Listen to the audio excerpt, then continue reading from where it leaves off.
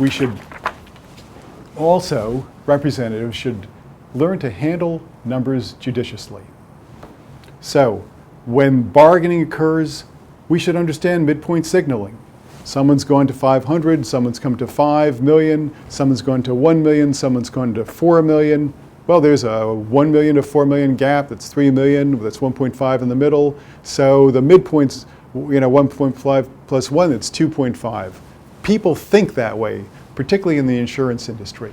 We should be alert to that and use it as we negotiate. Now that's very positional, but it's also part of bargaining.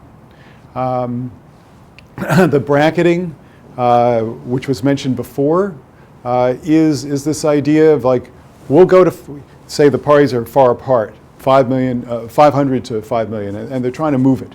I'll tell you what, we'll go to 1 million if you come down to 3 million. That's bracketing. And you might have dueling bracketing. No, we don't like that. We'll go to 4 million if you come up to 1.5 million. Sometimes you'll get that. Embrace risk analysis, where the mediator can say, okay, let's take a look at the case. Odds of you getting that $1 million that you anticipate are 50%.